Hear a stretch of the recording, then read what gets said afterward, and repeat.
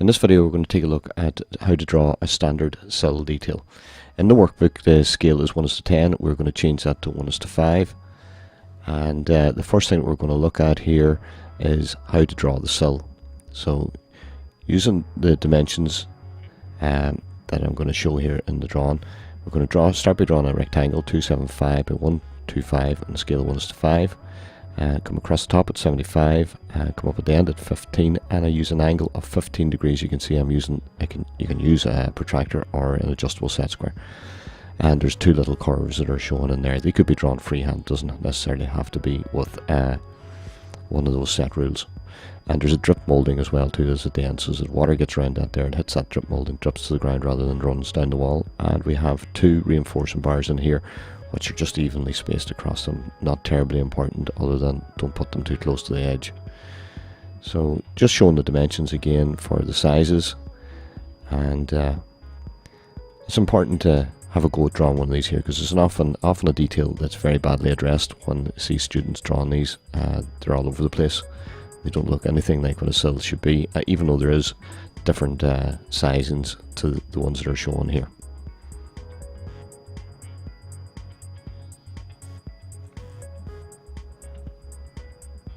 So you can see I have a little cutout here, and I'm using this cutout as a template. My wall again is a 350 wall, so good practice now with drawing this at the scale 1:5. So I'm showing here the location of the sill, which actually it sets out outside the outer leaf by 75 millimeters is what was shown there, and using the little template, and you redraw your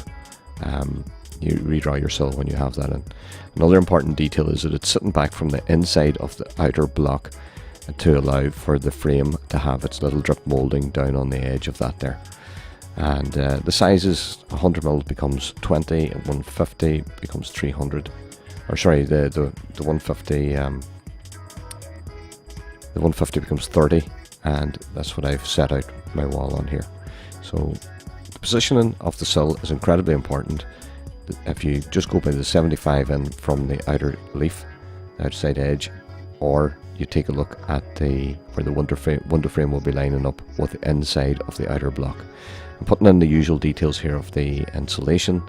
That size of a brick is what I've used on the inside here. Some other places you'll see details using 100mm of insulation. I've gone for the size of the brick and whatever the insulation is behind that there. Not overly important. Now a window frame has to be placed in here. I'm going to draw a casement window. So I start out by drawing the frame 150. You can see it's the full width of the cavity. In reality, a lot of triple glazed windows are not actually that size. But the air tightness tape I'm showing here in green around the edge of it.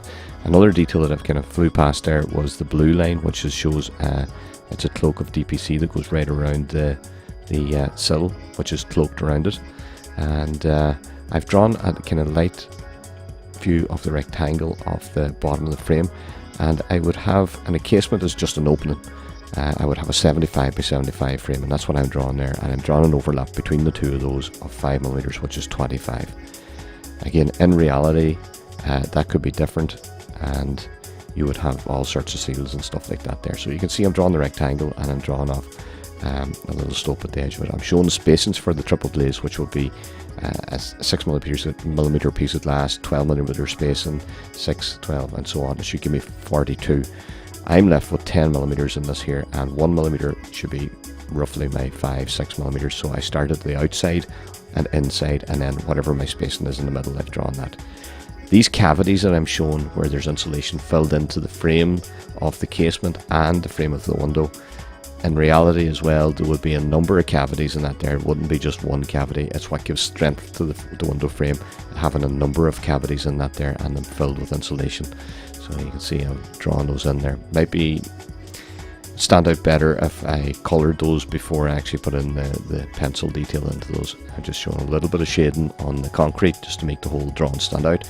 A little bit of brown on the window frame, the window board. Window board could be anything other than timber. It could be a PVC, or it could be a clad PVC or whatever. I've drawn it in as 150 by 18mm, and it's rounded over on the edge.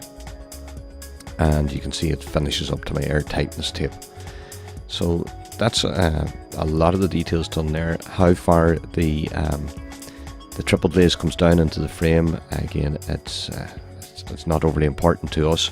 Those details will vary from manufacturer to manufacturer. All I've done is showed there's a little bit of an angle on the outside of the frames, which you would obviously is used for allowing more light in and weathering as well too, for water to run off. Profiles of windows vary greatly between manufacturers.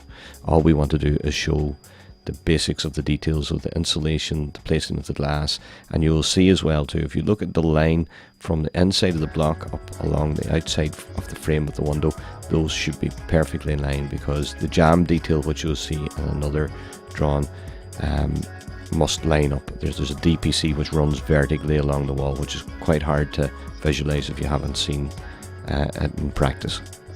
And that concludes our sill detail.